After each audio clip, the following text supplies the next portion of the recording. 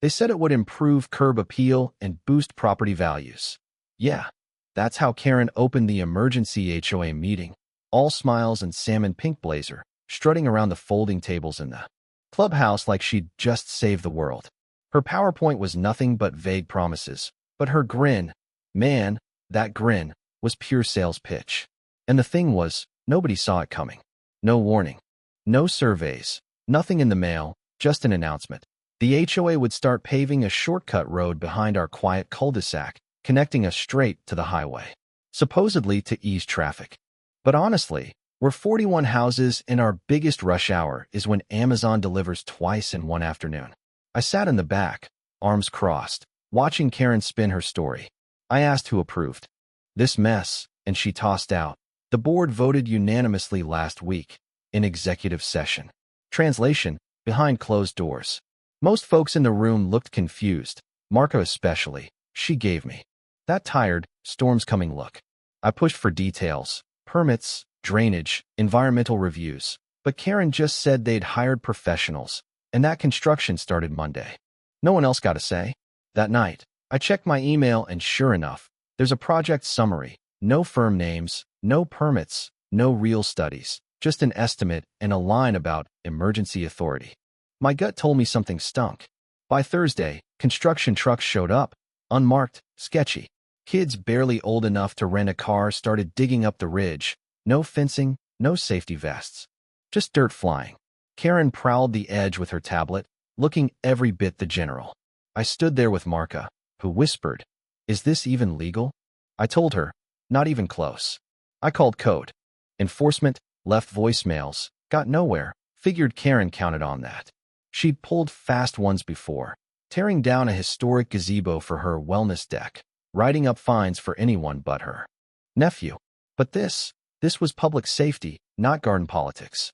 I started taking photos, noting plate numbers, sending emails to an old Army buddy, Dave, who now worked city engineering. He checked, no permits, no approvals. Someone was cutting corners and bypassing the city. The same night, I got a letter taped to my door, claimed I was violating HOA rules for surveillance. Fine me $500. I laughed, but not because it was funny. I'd seen this before, folks weaponizing the rules to shut up the troublemakers. But if Karen thought I'd back down easy, she picked the wrong guy. I'd served in places where roads and bridges could mean life or death, places where if you skipped a step, people paid for it. And now this. My own neighborhood? No way. Monday rolled around, and before sunrise, the trucks were back, tearing up the slope. By 8 a.m., 200 yards cleared, rebar dropped, concrete poured. No city signs, no surveyors, just a mess. I drove to City Hall. The clerk couldn't find anything on the project, promised to flag it for inspection, but honestly, I didn't think anyone would rush. By Wednesday, the slope was already paved badly. No drains.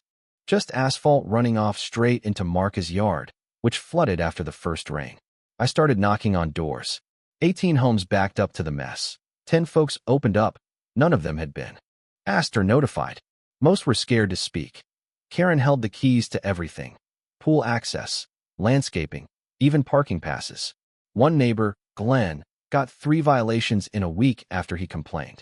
Online, Karen made him take down his bird feeder.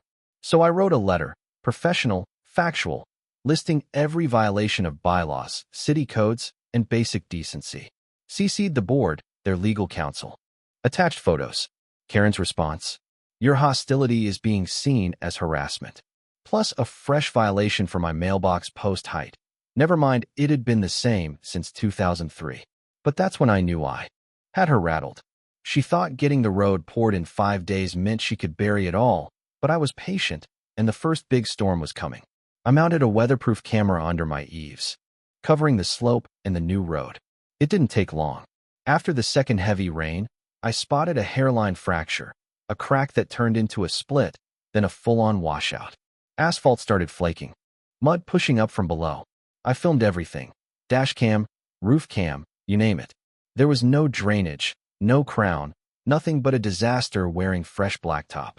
Marka's basement flooded, her insurance wouldn't touch it, called it an HOA infrastructure issue.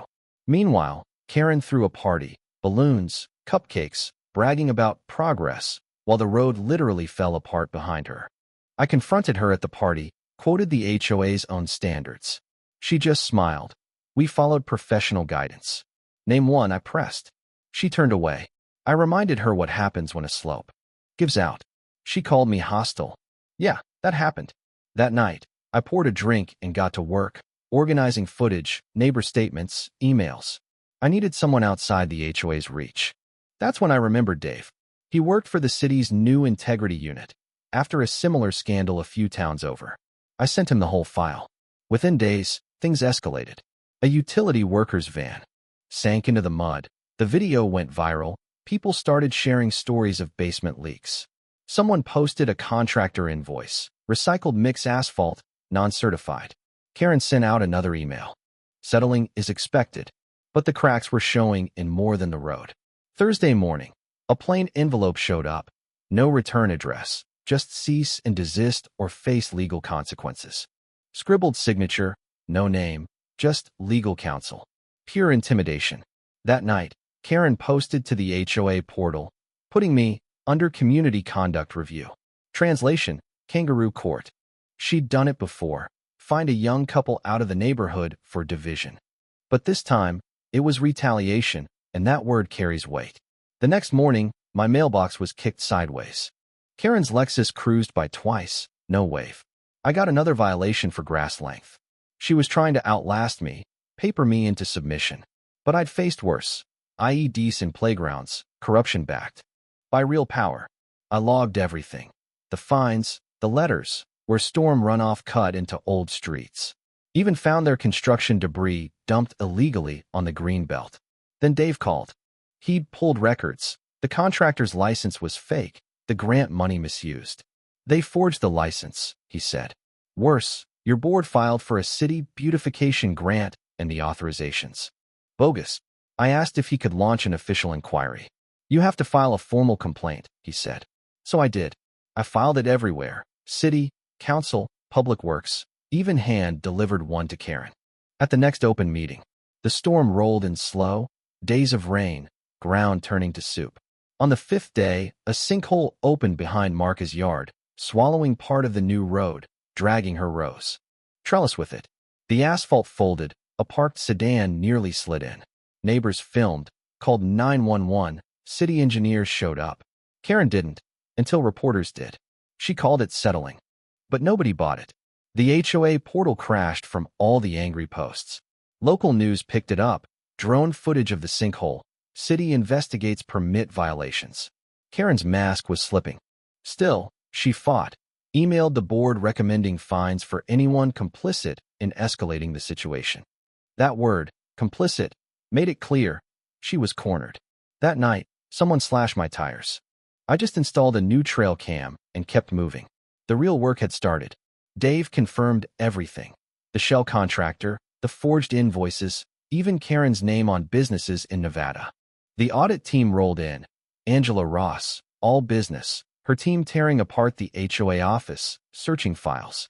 Homeowners watched from the sidewalk as the empire fell. I handed over every document. Within days, the audit revealed $137,000 misused, street repairs, pool funds, funneled into fake companies tied back to Karen.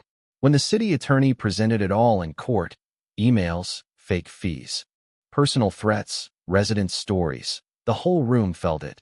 This wasn't just one bad board. It was a culture of fear finally breaking. Karen tried to blame everyone else, claimed she'd pushed the community forward, but the judge cut her off. The verdict came fast. Banned from HOAs, fined, ordered to pay restitution, her accounts frozen, and a criminal investigation announced. She left Hollow Pine under cover of darkness, her house unsellable, foundation ruined by her own shortcut. Afterward, the board quit. We held real elections. Neighbors stepped up, new policies. Open books, transparency. For reasons I'll never fully get, they voted me interim president. Glenn, the quiet teacher, said, "You're the only one who stood up when it mattered." I started a transparency committee, public audits, and redesigned the road together, this time with real input, proper grading, safe sidewalks. We even put up a notice board, handwritten notes, gardening. Tips. Reminders that this place is alive. Now when I walk the curve at sunset, gravel solid underfoot, I think about what it cost to get here. This was never just about Karen. It was about all of us. The silence, the fear, the excuses. We let her build that road, not because we trusted her, but because we didn't trust ourselves. Now we know better. Now we show up. I keep the old binder on my shelf, not as a trophy, but a reminder. Bad things happen when good people stay quiet. And justice, real justice, is built on a foundation that doesn't crack, no matter how hard it rains. So tell me, have you ever faced something like this? Stood up to someone who thought the rules didn't apply to them? Drop your story in the comments. Tell me where you're watching from, and don't forget, sometimes the biggest battles are fought right at home.